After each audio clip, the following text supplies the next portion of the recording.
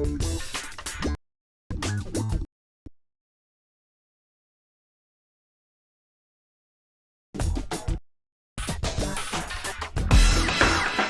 everybody, welcome to the 100% Wild podcast brought to you by Wired to Hunt and DoD TV. As usual, we got Wired to Hunt's Mark Kenyon and Drury Outdoors, Matt Drury. And we also got a special in-studio guest with Jim Thome. Take it away, guys. Hey, thank you, Joe, and hello, everyone. Welcome to our fourth episode of the 100% Wild podcast. Like Joe said, I'm Mark Kenyon of Wired to Hunt, and we've got Jim Thome with us today with Matt in the studio. How you guys doing over there? Oh, I'm doing great. This is great. To get a chance to have a guy like Jim Thome in studio with us live. My day is made. My month is made. It's all good. That's how I feel on the reverse end with you guys. So thanks for having me. This will be a fun show. I look forward to it. Well, before we kind of get into the show and our usual kind of, we always talk about something, whether it's, we talked about turkey hunting, we've talked about self-filming, we've talked about balancing hunting with your family life and all those topics so far. Before we get into our next topic, though, I think, we'd be missing an opportunity. We don't talk a little baseball first, right? Baseball's kind of important. Yeah, to us, right? It is.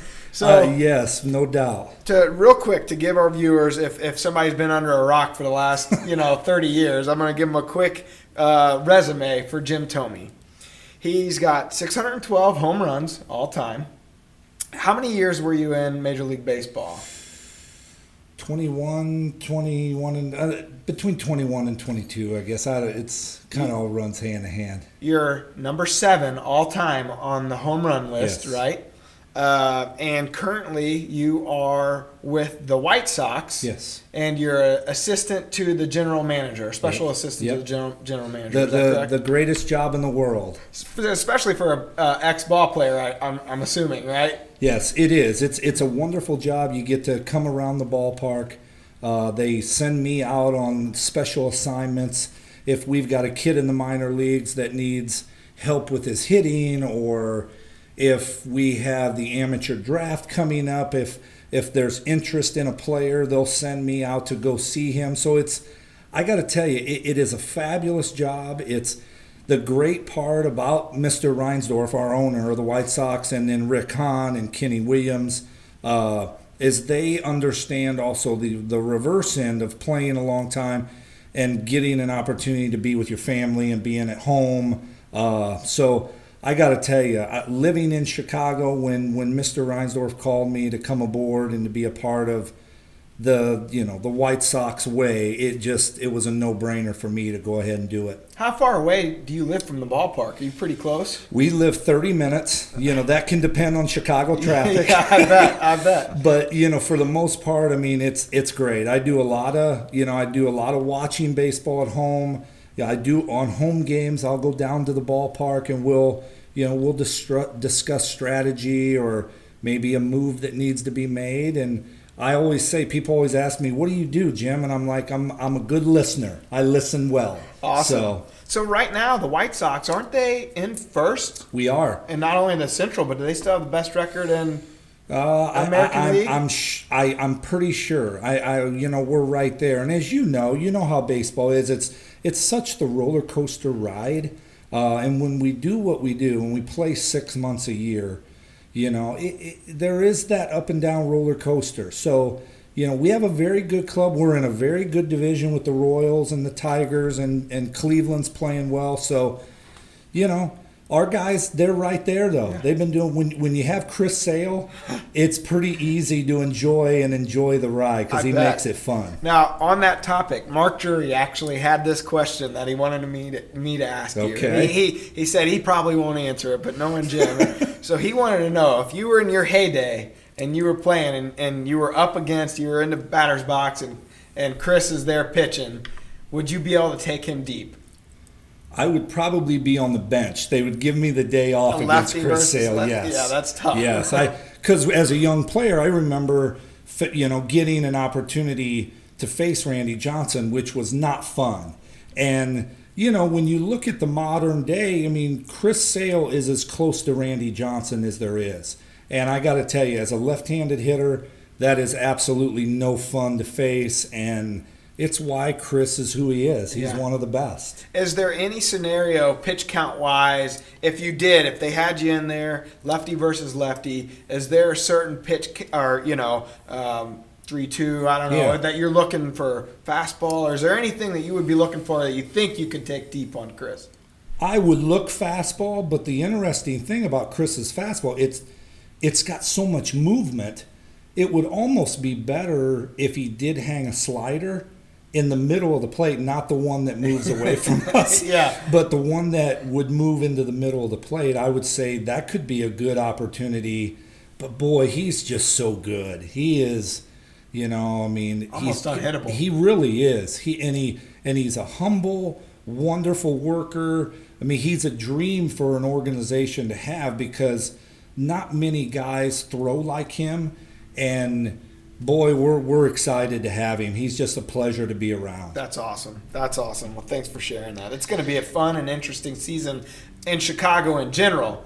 I don't like to admit it, but those Cubbies, they're looking pretty good this year. You know what? I got to say, there's a lot of excited people both on the north and south side.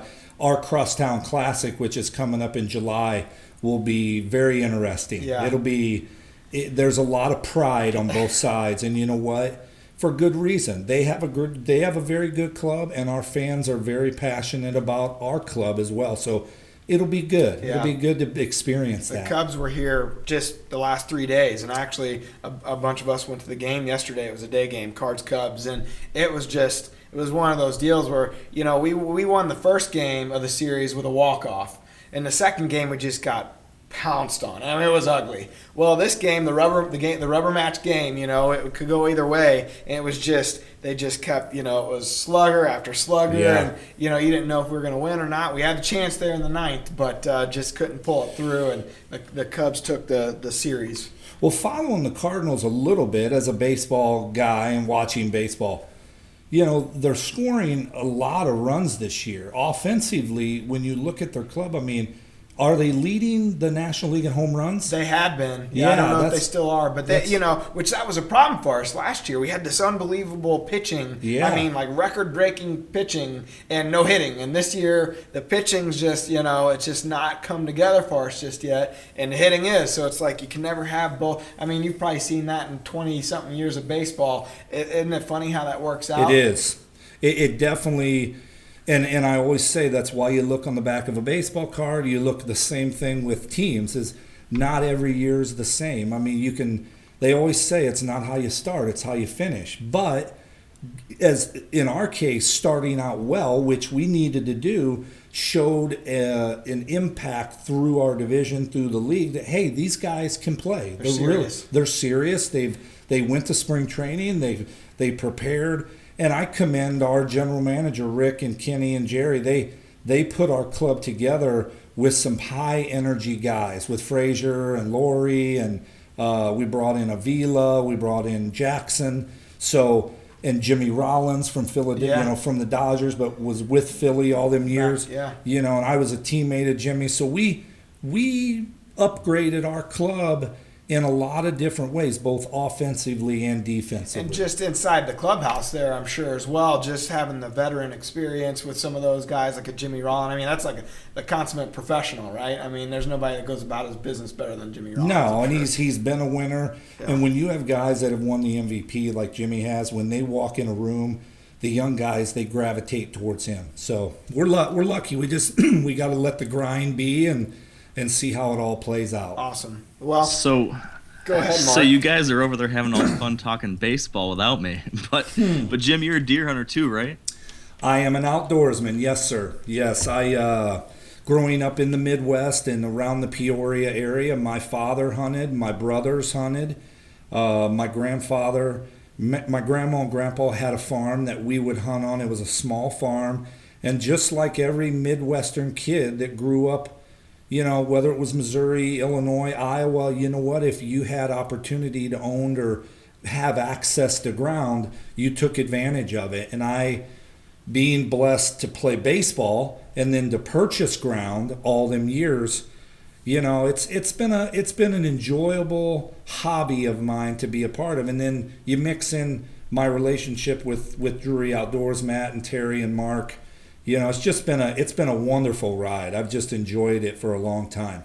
And Mark, it's one of those deals where, we've known each other for a long time now. I mean, How many years has it been? Boy, I remember 15, 18? At least, because I remember the first time that I remember your name coming up in conversations. Will Clark was in camp at Dad's place when he owned a farm over in Illinois in Pike County, and we were all over there one weekend hunting. And Will was telling stories, and he was talking about how big of a hunter you were, and you're a local boy in Peoria and all that stuff. And I think that was the first time I had heard your name mentioned. And heck, Dad, that's probably at least 15 years or so. So it was.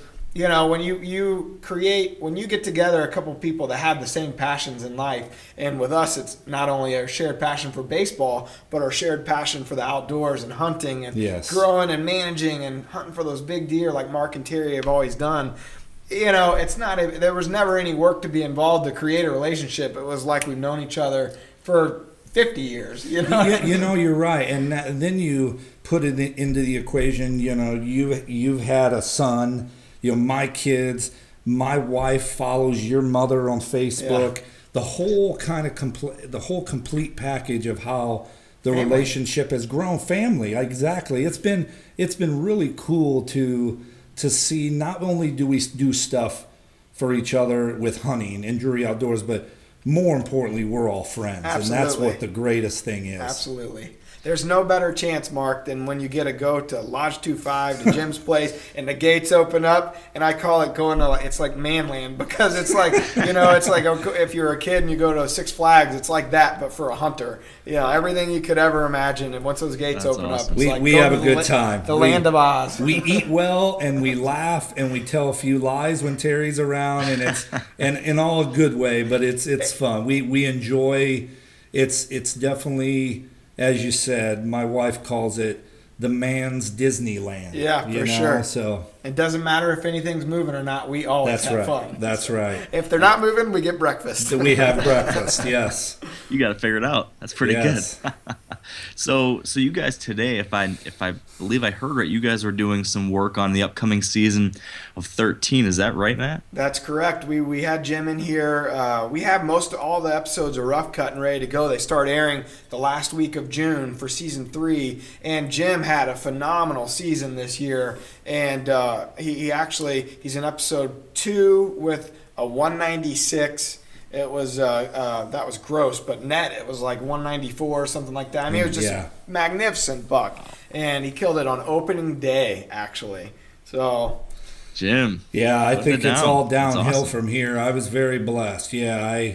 As a deer hunter, you go through and you put all this time and effort into your farm, and then when you get a spring like we had last year with all the moisture, all the rain, and where Mark Drury is extremely well is he informs you how your deer season's going to be. He does. He really does. And we were blessed. We had some great photos of some great deer, and sure enough, we stayed out of this particular area. And opening night, he showed up, and I lived the dream every hunter lives, is to be put in that situation. Yeah, I think it's going to be, that's airing in episode 2. So I think that'll be somewhere around the week of 4th of July, somewhere in there. And believe me, you will want to watch it on the Outdoor Channel. It's literally in 26, 27 years of Drury Outdoors history, that may be some of the best big deer footage we've ever had laid down on camera. I mean, he was out in the field,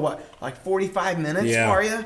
I mean, just eating alfalfa. Yeah. And, I mean, it's, Mark, the footage is just unbelievable. We have to credit Zach for that. Yeah, Zach Plale. Yeah, Zach did a wonderful job, and I always say the easy part is to be the hunter. The hard part is to film it, and Zach did one heck of a job. I commend him. He worked very hard to get all that set up, and when I'm traveling with the White Sox and doing my thing, he helps my brother Chuck set my farm up. So I'm very lucky there. Yeah, and he also killed one in the late season. We can't forget about that. He was doing a little management. Yeah, which which I've always, my side, they always get on me like we have to manage, the management bucks as well to better your herd. And, so I've usually trophy hunted, but this year in particular, I did end up, harvesting a management buck along with John Mabry that night. Mabes came in, and that was a blast. And again, that whole camaraderie and that brotherhood we call it in the industry is just great. It is. It was awesome. I got to ask, Jim, back to that buck you took on opening night, how does that feel when you walk up on a deer like that? I just can't imagine. What was that moment like for you? It was incredible, because you see pictures, you go through this process of your trail cameras. Okay, once you get a picture of a deer, then you look at, okay, where do you think he's bedding? Where is he going to feed? And then you have to strategically, put yourself in a position with the wind. Number one, you don't want to bump that type of a deer out. And you got to play weather fronts. That's where Mark and Terry are both great is, when you get that first northwest wind in October, if you have green field, more than likely you'll get a big deer on their feet on a green field that first northwest northeast wind in October. And you just so happened, it just hit perfect for opening day of the Illinois season. It couldn't have been any better timing. It was everything was aligned perfectly. And I keep saying blessed. I really was very blessed to get that opportunity. Well, it shows you the year before, Mark, he had it was a tough season, and you grinded, and you were out probably, I would say, more than you've ever been hunting. Because my competitive side took over, and I hunted more than any other time, for sure. And with no results, but that doesn't mean it wasn't a successful season. It just means you didn't get to wrap your tag around something. And here the next year, first day, out of the gate, with, what time was that? There was plenty of light on the field. It was 6... It was early afternoon. When does it get dark in early October? Like 7? I think later than that. Yeah, probably more like 7:45 almost. Yeah. I if I'm not mistaken, it might have been around the 6 to 6:15. It's beautiful. It's the green as green as the field as green as it gets. High pressure day. Yep. The front was rolling in, and this deer came out early. Literally, after a tough season the year before, the first 3 hours of your first hunt, all the stars are aligning the next year. So just shows you, karma.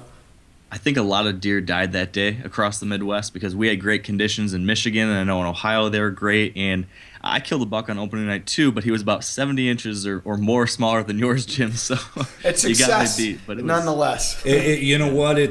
And the one thing I've learned with all this is, it's about the time and just being out in the woods. I don't look at a year, 2 years ago of not harvesting a deer and going, man, my year was horrible. Because you know what? I got the opportunity to sit in the great Midwest, as we all do, and soak up the different seasonal changes, and I joke around a lot about breakfast, but to me, breakfast and deer camp and having family around is ultimately what it's all about. That's right. It's very similar with baseball in the locker room. The one thing now being retired I miss a lot is the camaraderie with my boys, with the teammates. Sure. And, when you are out of the game, those are the biggest things that you miss, no question. Well, that's good that this can still help bring that. Because, your brother Chuck, he's always over at the lodge. Yeah. He works there, does a lot of work for you. Randy's always kind of coming in and out. Your dad's still a big part of being at the lodge. So, I know from our standpoint when we go over there, that's what it's all about. It's so much fun.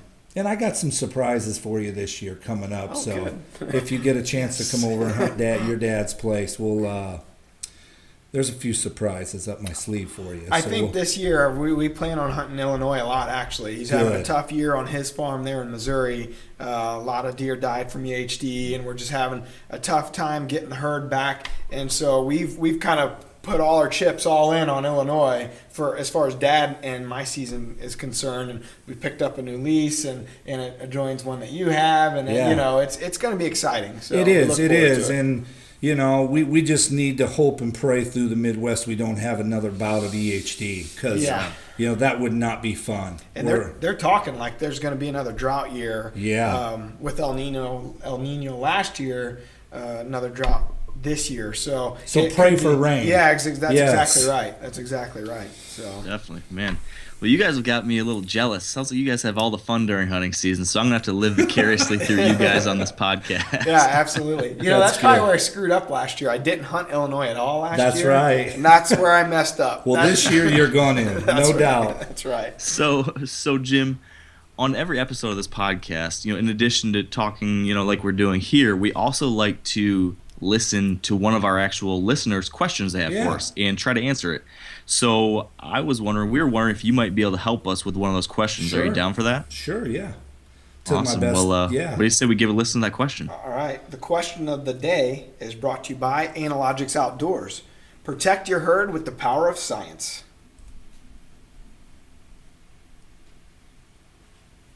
My name is Asa Phillips from Hartford, Kansas. I recently purchased a ground blind to use primarily for turkey hunting, but I was curious about using it for whitetail hunting. If you had some pointers or some different ways to use that, any help would be greatly appreciated. Thank you. It's a pretty good question. What do you think, Jim? Any thoughts on that for ground blind hunting? Yeah, I think ground blind hunting is actually, has become very popular, to be honest. I think if you know your property, if you have trees that you can't hang a stand in, I think, and setting up your food plots, I think putting a ground blind where the wind direction is great, where they're not going to get downwind, the deer, that is, I think it can be tremendous. For the challenge that I personally have with my size is sometimes you have to be very patient in a ground blind, and when you get those opportunities, the maneuvering of your shots become a little bit difficult. It does. But safety wise, being on the ground, and I know we all talk about it, is wearing your safety harness, and when you do climb a tree, there's that, being very aware of your surroundings and going up the tree, making sure that harness is on. The thing I really love about hunting on the ground is you are eye level with the deer. Yeah. And I love that. That's the fun part. You had a hunt a couple years ago, right? In the late season, where you like your whole goal was to try to Big Ten. Yeah, it was to try to harvest a buck out of a ground blind and be eye level. Can you get into that a little bit? Yeah, and I got to say, we were getting pictures of this particular Big Ten point, and it was he eluded us every step of the way. It was the most frustrating thing, because I would leave town, he would show up on camera. We maneuvered our ground blind thinking, okay, because the sets were not made to hang in a tree, well, especially in January and late December. It's hard to hunt out of a tree with the winds in the Midwest. You can do it, but you got to bear down, and boy, he eluded us to no end. But it was the chase was fun, and that's part of this game too, is you always don't succeed. Yeah. Oh, I know. Very well. when they do come in on the ground, like you were saying, Jim, it's so intense being right at eye level with them, and the margin for error, I think, in some ways is a lot less, just because you are right there with them. So it's equally intense but challenging. So I love that kind of give and take. There's a lot of benefits to it. At the same time, you're a little risky in some ways. So you've got to kind of figure out how to weigh those and properly, like you said, be prepared to maneuver for the shot, or know when to freeze, know when to move. There's something to be said about just having experience in that type of setting to help get better at it, because it is different from the tree stand. It is. And unlike a box blind you can kind of deaden your sound a lot more, and you can get away with a lot more movement, I think, and you keep your windows up until it's go time if your box blind has windows. Whereas a ground blind, you're really going to think that through. If a deer, if it's late season specifically, you're sitting, on a food source, you're going to have a lot more deer on that food source. Yes. And you got to be really careful. I mean, any little movement, any little noise, they're very jumpy that time of year. And even just the wind blowing, I mean, they're always looking up, and you never know, depending on where your blind is, you might have a couple does or a fawn or whatever walk right past your windows, and you don't have the ability. Almost all ground blinds, it's like a Velcro. I mean, they have systems where you can latch, like the Muddy Redemption blind. I know you can latch and you don't have the necessarily the Velcro, but you have to think through those situations of where your deer are going to come out, because you don't want to be messing with your windows at go time, and especially late season. You just can't get away with that much movement. Well, you can't, and you have to keep the windows open, and as you said, if it's a zipper or a Velcro, any type of little movement, but the main thing, even in a box blind, you always get those mature does that will come in downwind around your blind, and they get a little bit skittish. They just are not comfortable. A ground blind compared to a box blind is you're on the ground, so your scent is actually elevated to the ground. And depending on low pressure, high pressure, you'll always get those does.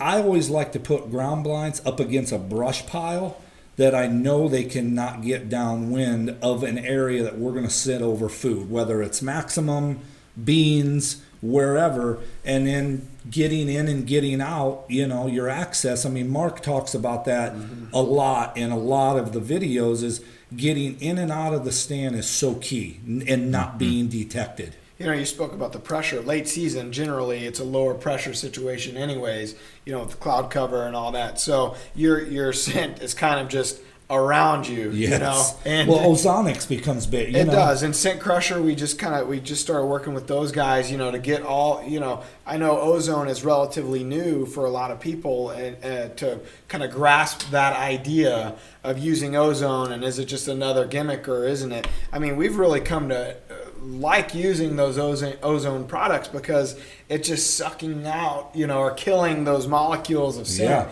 And it really does become another tool in our arsenal to help us, any time of year, but late season for sure. Yeah, it makes a big difference. There's so many little things with it's as close to the competition of baseball that there is, because you're going to fail way more than succeed. But that failure keeps the drive and the hunger of wanting to come back. And then you mix in, as we all do, is love the outdoors. That's why we do this. It's pretty cool. I'm glad to say I was, born and raised where I was, and my father and my brothers introduced me to the outdoors, so I'm pretty blessed in that. We all are. We're all blessed to be a part of that. And your brothers, I mean, your whole family, they're diehard hunters. They love it. Chuck's probably one of the best hunters I've ever met. Chuck is Chuck shoots his bow year round. My brother Randy, I call him the weekend warrior. Yeah. He's kind of like me. His schedule lets him hunt as much as he can. But yeah, I mean, they practice a lot. They shoot their bows, and it's, again, that camaraderie with their buddies makes it fun to be a part of that. If you've ever seen his brothers on any of his hunts, Chuck, as big as Jim is, Chuck's even bigger. It's amazing. He towers over me, yes. I remember there was one time, it was like the first time I ever went and hunted with you guys, and I came over to film. It was Dad and I, and I was filming Chuck one morning. And it was dark. We get into the stand, and the first couple years you guys that we were hunting with you guys, all their sets, it was like, I mean, to get from one, because Chuck was putting them up. Yeah, Chuck was putting them all up, and he's huge. And I'm, 5'9". It's just, I couldn't hardly reach the next step. We need to give you a lift to the next step. I get to his spot, his stand, okay, and Chuck's on the ground. And I climb. I'm the cameraman. The cameraman stands always a little bit higher. Well, in their case, at their farm, the cameraman stand was like 10 feet higher, but there was only one step between the hunter stand and the cameraman stand. So I remember I got this camera on my back. It's like, you got 30 pounds of gear on, 40 pounds of gear on you, and I'm trying to get into the cameraman stand. And Chuck, I remember, I feel the tree start swaying, and I'm struggling. It's pitch black. I've never been in the stand before. And all of a sudden, I could hear Chuck breathing. He's a real heavy breather. and all of a sudden, out of nowhere, like my whole body, I got thrown into the stand. I was hugging it. I was like, oh my gosh. Man. But it's always a good time. But Well, at Chuck's least the you had best. him there to help you. Oh, Chuck, you know? and that's the thing about all the Thomies.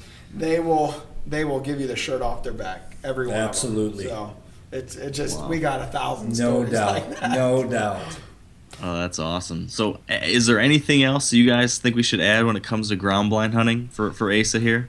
I think we covered it. I mean, I think there's 1,000 things you could probably touch on. I mean, Mark Drury is the master at it. You know, guys like Rod Owen, some of these guys that, you know, are just big buck killers. They've really used ground blinds over the years. In recent, you know, the last 5-10 years, you see it more and more and more. It's amazing. Early season, you know, rut, wherever the case may be, I've seen Mark, you know, get pods and put ground blinds on top of pods to get that elevated, you know, to get that elevated position on a deer. But it just allows you a lot more flexibility. If you have leases, like, you know, the way that I hunt, and a lot of guys that are probably listening to this have leases and don't have their own property and can't erect, you know, a man-made box blind or like a muddy blind that's already man-made, a ground blind's perfect. I mean, it allows you the flexibility to go anywhere. Well, to move around. Yeah, Yes. you know, if it's, you know, you got, say you're hunting on a corn, you know, next to a cornfield or anything like that, the ability to mask that blind and get it covered in there is unbelievable. I mean, And get really, in and out. Yeah, you And can getting in and out. You Yes. could hardly tell. I mean, last year on the lease, we put a blind right on the edge of a cornfield, and biologic. We had winter bulbs or sugar beets and maximum on this spot, and we couldn't get the biologic was probably 100 yards or so. So, you know, there was no way for bow hunting we could get out to the middle or past that. You know, effective range, I'm more or less at 40 yards and in. And so we put that blind in there, and we used the corn as cover and masked it in. You couldn't see it. I'm telling you, you know, like you just saw one little black holes, hole yeah. where the window was. And actually, Adam Wainwright killed a doe out of there. Him, his daughter, and we had a camera guy. They went in. Oh, it was right after the season ended for the Cardinals this year. And he went in there and with his daughter and everything, and they took a doe, and he said there was like 6 or 7 does that came right past him. And, you know, it's an awesome chance to get close to those animals. Especially the experience for his daughter was probably great. Yeah, very. Oh, it's Yeah. he was on cloud 9. So Yeah, you know, two things I would add when it comes to using these types of portable ground blinds, like we're talking about. Jim, you kind of mentioned this, but if you're setting up a blind, you know, weeks ahead of time or months ahead of time, I would really say it's important to keep those windows open, even from the first day you set it out, because if you have them closed for 2 months and then you show up one day and open them up, there's these big black holes now that are strange, and deer definitely notice those. So I would say if you're going to set them out ahead of time, keep it as it will be when you're hunting. That's one thing I've learned. And then a second is just practice, especially if you're bow hunting, practice drawing and making sure that your bow can be drawn properly and that you can actually shoot through that window, and make sure you've got that figured out, because I've made the mistake of screwing that up before. One time, actually the biggest buck at this time in my life, I drew back on him and he was moving from right to left across the way, and so I was moving my bow along with him, and I wasn't paying attention to the end of my broadhead, and it hit the side window, knocked off, hit my rest, made a loud clank, and spooked that buck away. So you don't want that to happen. So You definitely brought try to up practice those situations ahead of time. a couple of great points. I mean, just on your last point there, you're sitting, so practicing sitting. You know what I mean? Practicing out on the archery range, just sitting and drawing and shooting and pivoting and all that stuff. I mean, that's something that Mark and Terry, I've always seen them practicing in any position they think they might be, because almost inevitably you're going to be in an uncomfortable position or tilted, and actually that's where like an IQ sight that, you know, we use, it helps you if you're cantered slightly, it helps you make sure that your bow and everything there is lined like it should be. But you can get in some pretty you know, tight positions for sure when you're sitting in a blind. So yeah, and I would say you touched on it too. I mean, you want to put it up and give it time to sit, and opening the windows. But the other advice is possibly putting it up in the rain for ground scent. You know, and then if it's raining, then getting out and letting that scent. There's hardly any scent on the ground, and you can get out, brush it in, as you said. But what I've noticed, we put a ground blind up and then we go back to it within 3 days, deer are real skittish. Sure. They're wondering what's going on. And I notice if I put a ground blind up and I give it a week and a half to a week before I go back in, they get comfortable. Yeah, it's definitely. I mean, it stands out. I mean, sometimes you don't have the ability to get it matched in with its surroundings Right. as well, and it's just a big blob sitting there. I mean, they notice change in structure, so it's like, whoa, what's this doing here? Yes. This is new, and then all of a sudden something's in there moving. Who moved into our area? Yeah. Mark and Terry, this is a long time ago. They had a blind. I think this might have been on Dad's farm.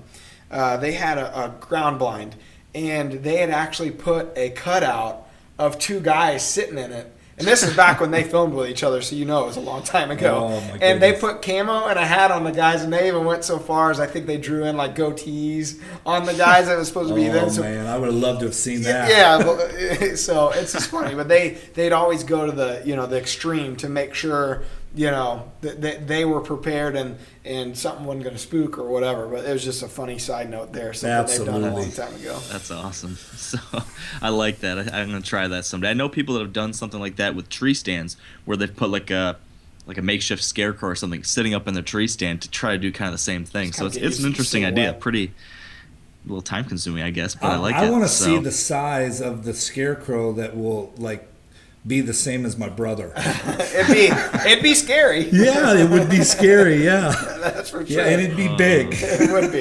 It would be. That's awesome. So Matt, do you think we need to cover anything else before we wrap this up? Because I do think we're coming up on time. Yeah, I would love to sit here for 2 days and talk with a guy like Jim. I mean, anytime that we talk on the phone, or you and Mark, or you and Dad, it always goes like this. It's like you're just sitting with a friend, and we love to hear the insight he's got for baseball, and I'm sure you love to hear Mark and Terry's insight they have for hunting. So I've been very lucky, when I met these guys.